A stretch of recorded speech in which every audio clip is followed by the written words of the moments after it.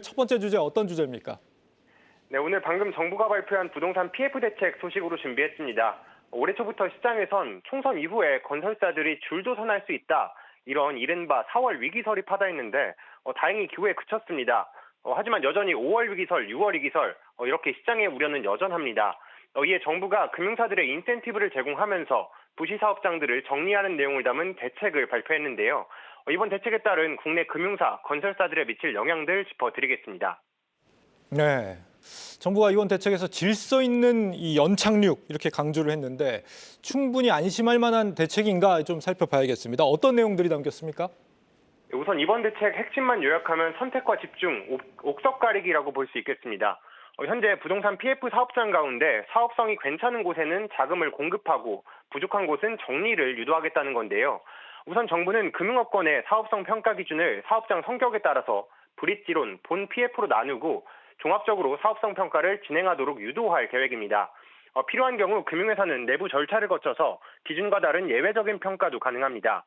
이를 통해서 사업성이 충분한 곳이 가려지면 이제 브릿지론을 본 PF로 전환할 때 자금 공급이 원활할 수 있도록 허그 주택금융공사에서 사업자 보증을 5조 원 추가 확대합니다.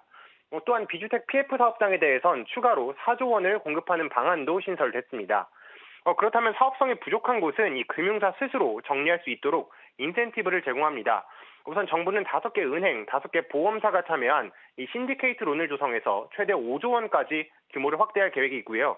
또한 부실채권을 정리하기 위해서 캠코 펀드에서 우선 매수권 도입을 추진하고 새마을금고 저축은행업권에 4천억 원 규모의 자금을 추가로 지원합니다. 정부는 새로운 평가 기준을 다음 달부터 시행할 예정이고요. 금융규제 완화, 인센티브 같은 제도 개선 사항도 다음 달까지 완료할 계획입니다.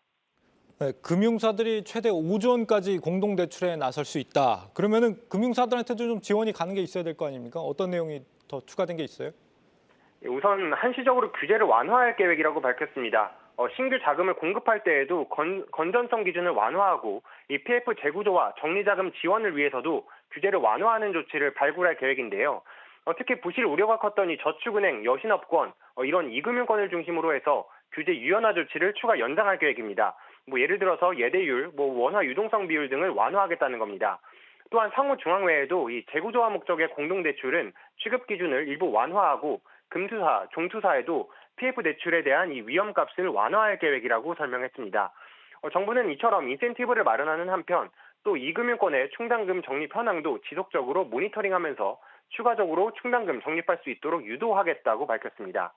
네, 복잡한 방안들 같지만 쉽게 말하면은 부실한 사업장들은 경매에 좀 넘기고 이런 얘기인 것 같습니다. 그러면은 이렇게 정리되는 사업의 경우에는 금융사의 입장에서 보면은 사실상 거의 떼인 돈이 되는 거거든요. 지금 얼마나 좀 손실이 나올 수 있을까? 어떻게 평가가 되고 있습니까?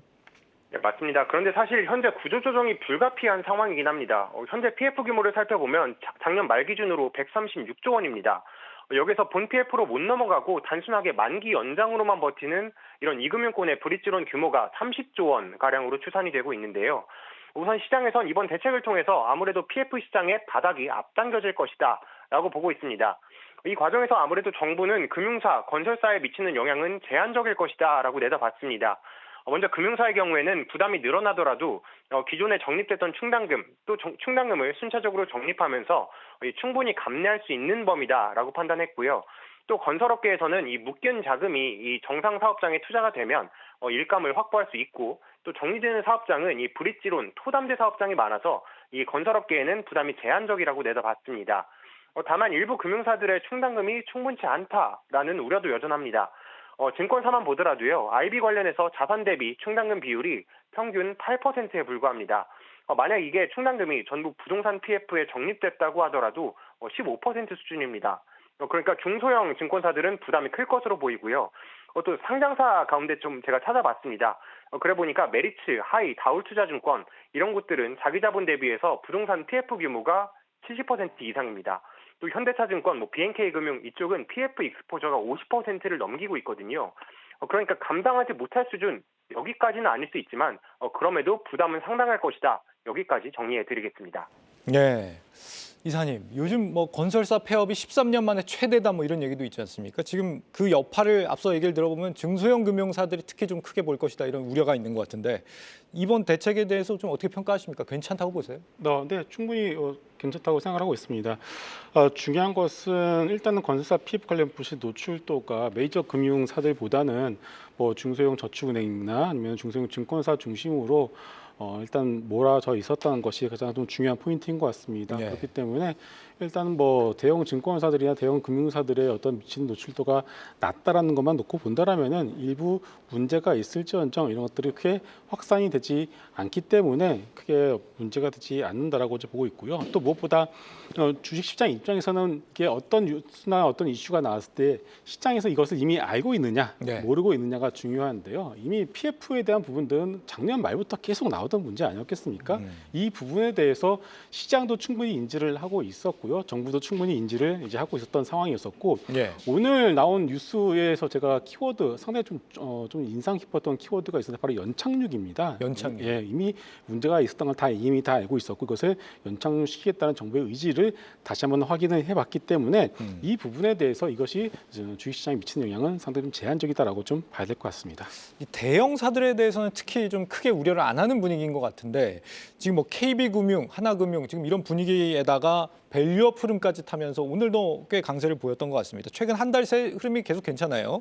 이런 금융주들의 추가 상승 여력이 앞으로 좀 얼마나 남았다고 예상을 하세요? 네, 어느 정도는 좀 더 이어질 수 있다라고 보고 있습니다. 네. 일단 뭐 오늘 뉴스를 보니까 한국거래소 이사장님께서 일본과 미국을 14일, 16일 이제 방문을 이제 하실 계획이더라고요. 그래서 여러 가지 현재 우리나라가 이제 시행하고 있는 밸류업에 대해서 홍보를 좀 하실 예정이고 또 여기에 대해서 이제 국내 금융주들과 이제 일본 우리가 항상 밸류업 하면은 국내와 일본을 많이 비교를 하지 않겠습니까? 그런데 일본의 금융사들, 일본의 은행주들과 우리나라 상장되어 있는 은행주를 비교해 보면 여전히 우리나라 은행주들이 저평가되어 있는 상황입니다.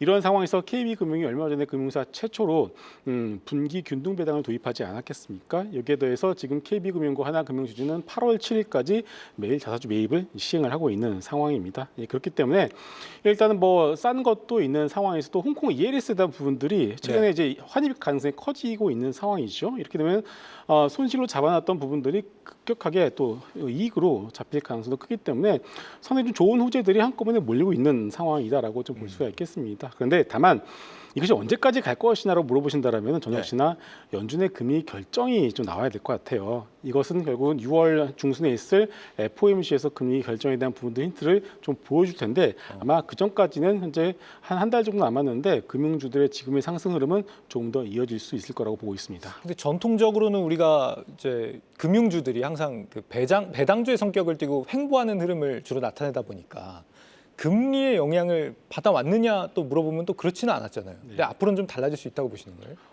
조금은 달라질 수 있을 것 같아요. 그런데 우리가 이제 배당의 관점에서 금융주를 본다라면은 또 무한정 또 배당을 할 수가 없는 상황입니다. 왜냐면요, 아시겠지만 이 금융주들의 어떤 주요 주주분들을 보시게 되면 다 외국인들입니다. 네. 그러면은 결국 배당을 늘리면 늘릴수록 국부가 유출되는 그런 효과가 있지 않겠습니까? 예. 그렇기 때문에 어느 정도 배당을 늘릴 수는 있겠지만 무한정 배당을 늘릴 수는 없다라는 측면에서 놓고 본다라면은 어느 정도 금융주도 올라가게 되면은 좀 뭐랄까 좀 상당히 막혀 있다라는 느낌을 여러분도 받으실 수 있을 것 같습니다. 그 다음부터는 과거 10년과 같은 지지부진한 계속 횡보의 흐름을 또다시 우리가 맞이할 수도 있겠다.